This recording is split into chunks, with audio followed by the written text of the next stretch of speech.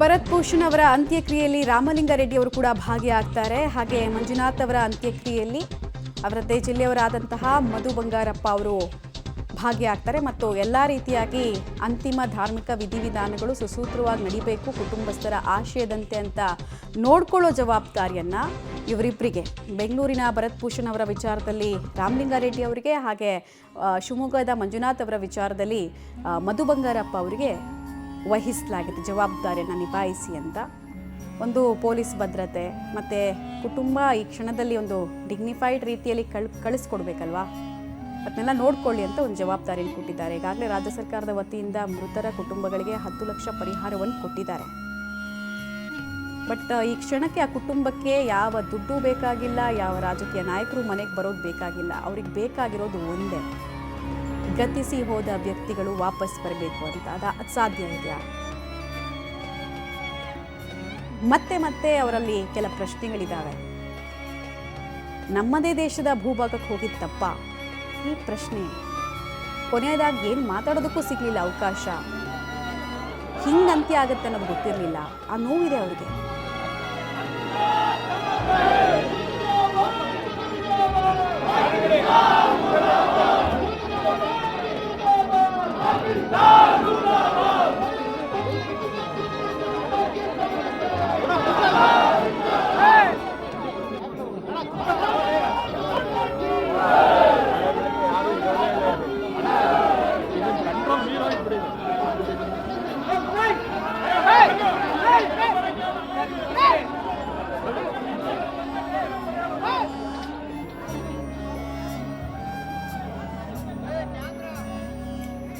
ಮಂಜುನಾಥ್ ಅವರ ನಿವಾಸದಲ್ಲಿ ಈಗ ಕುಟುಂಬಸ್ಥರು ಕೆಲ ವಿಧಿವಿಧಾನಗಳನ್ನು ಮುಗಿಸಿ ಈಗ ಅಂತಿಮ ದರ್ಶನಕ್ಕಂತ, ಸಾರ್ವಜನಿಕವಾಗಿ ಅಂತಿಮ ದರ್ಶನಕ್ಕಂತ ವ್ಯವಸ್ಥೆ ಮಾಡಿಕೊಳ್ತಾ ಇದ್ದಾರೆ.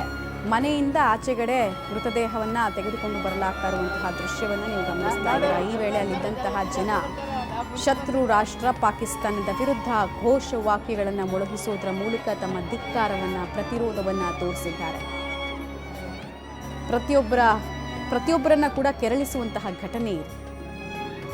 ಯಾವ ತಪ್ಪನ್ನೂ ಮಾಡದೆ ಅಮಾಯಕ ಬಡಪಾಯಿ ಜನರನ್ನ, ನಿಶಸ್ತ್ರಧಾರಿಗಳನ್ನು, ಅವ್ರ ಹತ್ರ ಏನಿತ್ತು, ಅವರೆಲ್ಲ ವೆಪನ್ ಜೊತೆಗೆ ಬಂದಾಗ ಇವ್ರ ಹತ್ರ ಏನಿತ್ತು, ಇವ್ರ ಹತ್ರ ಹೆಚ್ಚು ಅಂದರೆ ಒಂದು ಫೋನ್ ಅಷ್ಟೇ. ಅದು ಬಿಟ್ಟರೆ ನಿಶಸ್ತ್ರಧಾರಿಗಳು ಯಾವುದೇ ರೀತಿ ವೆಪನ್ ಇರಲಿಲ್ಲ. ಹೋರಾಡೋದಾದ್ರೂ ಹೇಗೆ? ಆಮೇಲೆ ಸಾವಿನ ಕ್ಷಣಗಳು ಎಷ್ಟು ಬರ್ಬರತೆಯಿಂದ ಕೂಡಿತ್ತು ಹೇಳಿ. ಧರ್ಮ ಕೇಳಿ ಹೊಡೆಯೋದು. ಭರತ್ ಭೂಷಣ್ ಅವ್ರನ್ನಂತೂ ಮಾತೇ ಆಡಿಸ್ಲಿಲ್ಲ. ಅವ್ರನ್ನ ನೋಡ್ತಾ ಇದ್ದ ಹಾಗೇನೆ ಶೂಟ್ ಮಾಡಿದ್ರಂತೆ. ಪಾಯಿಂಟ್ ಬ್ಲ್ಯಾಂಕ್ ರೇಂಜಲ್ಲಿ ವಿಪರೀತ ಹತ್ತಿರದಲ್ಲಿ ಶೂಟ್ ಮಾಡಿದ್ರಂತೆ. ತಪ್ಪಿಸ್ಕೊಳ್ಳೋದಕ್ಕೆ ಅವಕಾಶನೇ ಇರಲಿಲ್ಲ ಅಂತ ಹೇಳಿದ್ರು. ತಪ್ಪಿಸ್ಕೊಳ್ಳೋ ಪ್ರಯತ್ನಗಳು ಕೂಡ ಫೇಲ್ ಆಯಿತು ಅಂತ ಅವರ ಪತ್ನಿ ಪಬ್ಲಿಕ್ ಟಿವಿ ಜೊತೆಗೆ ಮಾತಾಡ್ತಾ ಹೇಳ್ತಾ ಇದ್ರು. ಚಿಕ್ಕ ಮಗು ಇದೆ, ಬಿಟ್ಬಿಡು ಅಂತ ಕೇಳಿದ್ರಂತೆ. ಇನ್ನು ಪಲ್ಲವಿ ಅವರಂತೂ ನನ್ನ ಗಂಡನ ಹೊಡೆದ ಮೇಲೆ ನನ್ನನ್ನು ಯಾಕೆ ಬದುಕಿಸಿದ್ಯಾ, ನನ್ನನ್ನೂ ಸಾಯಿಸು ಅಂತ ಕೇಳಿದ್ರಂತೆ. ನಿಷ್ಕರುಣಿಗಳು ಕರಗಲಿಲ್ಲ, ಕಣ್ಣೀರಿಗೆ ಕರಗದ ರಾಕ್ಷಸರು ಅವರು. ಈ ಕುಟುಂಬಕ್ಕೆ ಅವ್ರು ಏನು ಕೊಟ್ಟಿದ್ದಾರೆ ಅಂತ ಕೇಳಿದರೆ ಕೇವಲ ಕಣ್ಣೀರು ಬಿಟ್ಟರೆ ಬೇರೆ ಯಾವ ಆಯ್ಕೆ ಕೂಡ ಅವರಿಗಿಲ್ಲ. ಡಿ.ಕೆ. ಸುರೇಶ್ ಅವರನ್ನ ಗಮನಿಸ್ತಾ ಇದ್ದೀರಾ. ಮಾಜಿ ಸಂಸದರ ಆಗಮನ ಕೂಡ ಆಗಿದೆ.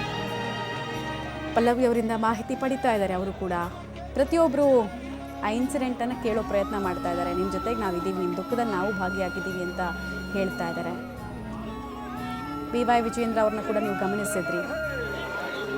ಮುನಿರತ್ನ ಅವರ ಜೊತೆಗೆ ಪಿ.ವೈ. ವಿಜಯೇಂದ್ರ ಅವರು ಕೂಡ ಬಂದರು, ಅಂತಿಮ ನಮನವನ್ನು ಸಲ್ಲಿಸಿದ್ರು. ಪಕ್ಷಾತೀತವಾಗಿ ಎಲ್ಲರೂ ತಮ್ಮ ಸಂತಾಪವನ್ನು, ಅಂತಿಮ ನಮನವನ್ನು ಸಲ್ಲಿಸ್ತಾ ಇದ್ದಾರೆ ಎರಡೂ ಕಡೆಗಳಲ್ಲಿ.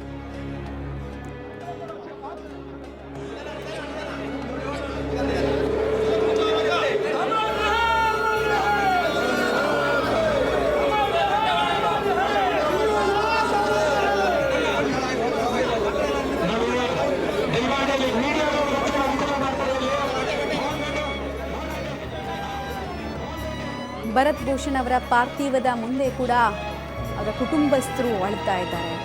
ಮಂಜುನಾಥ್ ಅವರ ನಿವಾಸದಲ್ಲೂ ಕೂಡ ಅಷ್ಟೇ. ಇನ್ನೇನು ಎಲ್ರಿಗೂ ಅಂತಿಮ ನಮನಕ್ಕೆ ಅವಕಾಶ ಮಾಡಿಕೊಡ್ತಾರೆ. ಸ್ವಲ್ಪ ಸಿದ್ಧತೆಗಳನ್ನು ಅವರಲ್ಲಿ ಮಾಡಿಕೊಡ್ತಾ ಇದ್ದಾರೆ.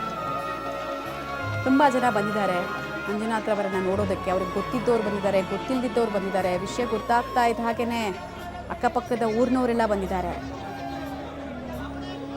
ಎಲ್ಲರೂ ಇಂಥ ಸಾವು ಯಾರಿಗೂ ಕರುಣಿಸಬಾರ್ದಪ್ಪ, ಇಂಥ ಸ್ಥಿತಿಯನ್ನು ಯಾವ ಫ್ಯಾಮಿಲಿಗೂ ಕೊಡಬಾರ್ದಪ್ಪ ಅಂತ ಕೇಳ್ಕೊಂಡು ಹೋಗೋರೇ ಆಗಿದ್ದಾರೆ. ಪಾಕಿಸ್ತಾನವನ್ನು ನಿರ್ನಾಮ ಮಾಡೋ ತನಕ ಶಾಂತಿ ಅನ್ನೋದು ಸಾಧ್ಯನೇ ಇಲ್ಲ ಅನ್ನೋದು ಬಹುತೇಕರು, ಇಷ್ಟೆಲ್ಲ ಆದಮೇಲೆ ಬಹುತೇಕರು ಹೇಳ್ತಾ ಇರೋದು ಅದೇ. ಇಷ್ಟೊಂದು ಅಸಹಿಷ್ಣುತೆಯಿಂದ ಕೂಡಿರುವಂತಹ ದೇಶ, ದ್ವೇಷವನ್ನೇ ಕಪ್ಪೋ ದೇಶ ಪಕ್ಕದಲ್ಲಿ ಇಟ್ಕೊಂಡು ಇನ್ನು ಎಷ್ಟು ಜನರನ್ನು ನಾವು ಇದೇ ರೀತಿ ಕಳ್ಕೊಳ್ಬೇಕು ಅನ್ನೋದು ಜನರ ಪ್ರಶ್ನೆ ಆಗಿದೆ. ನೋಡಿ ಅಲ್ಲಿ ಪಾಕಿಸ್ತಾನದ ವಿರುದ್ಧ ಮುಳುಗ್ತಾ ಇರುವಂತಹ ಘೋಷವಾಕ್ಯಗಳು ಹೇಗಿದೆ ಅಂತ. ಎಷ್ಟೇ ಕಾಶ್ಮೀರದ ಜನ, ಪಾಕಿಸ್ತಾನ ಬಿಡಿ, ಕಾಶ್ಮೀರದ ಜನ ಲೋಕಲ್ ಸಪೋರ್ಟ್ ಇಲ್ಲದೆ ಇದೆಲ್ಲ ಆಯ್ತಾ ಅನ್ನೋದೇ ನಮ್ಮ ನಿನ್ನೆಯಿಂದ ಕಾಡ್ತಾ ಇರುವಂತಹ ಪ್ರಶ್ನೆ. ಡೆಫಿನೆಟ್ಲಿ 4 ಜನ ಉಗ್ರರ ಪೈಕಿ, ಶಂಕಿತ ಉಗ್ರರ ಪೈಕಿ 2 ಕಾಶ್ಮೀರದವರೇ. ಇಲ್ಲಿನ ನೆಲ, ಜಾಗ, ಅನ್ನ, ನೀರು ಎಲ್ಲಾನು ಕುಡಿದು ಕೊಟ್ಟಿದ್ದೇನು ಇನ್ ರಿಟರ್ನ್ ಭಾರತಕ್ಕೆ ಅಂದರೆ ಅಮಾಯಕ ನಾಗರಿಕರ ಸಾವು. 1990ರಿಂದ 2025 ತನಕ ಬದಲಾಗಿದ್ದೇನು ಕಾಶ್ಮೀರದಲ್ಲಿ? ಹಿಂದೂಗಳನ್ನು ಕಂಡ್ರೆ ಅದೇ ವಿಷಯ, ಕಾಲ ಕಾಲಕ್ಕೆ ಅದನ್ನು ಆಚೆ ಹಾಕೋದು. ನಾವು ಈ ಹಿಂದೆ ಈ ಬಿಟ್ಟ ಕರಾಟೆ ಅನ್ನುವಂತಹ ಒಬ್ಬ ಟೆರರಿಸ್ಟ್ ಒಂದು ಇದನ್ನು ನೋಡ್ತಾ ಇದ್ದೆ, ಇಂಟರ್ವ್ಯೂ ನೋಡ್ತಾ ಇದ್ದೆ. ಅದರಲ್ಲಿ ಆತ ಹೇಳ್ತಾನೆ, 20 ಜನ ಹಿಂದೂಗಳನ್ನು ನಾನು ಹೊಡೆದಾಕ್ಬಿಟ್ಟೆ, ಹೆಂಗೆ ಹೊಡೆದೆ ಗೊತ್ತಾ ಅಂತ ಆತ ವಿವರಿಸ್ತಾನೆ. ಕೇಳಿದ್ದೆ, ಈ ಕಣ್ಣಾರೆ ನೋಡಿದ್ದೆ.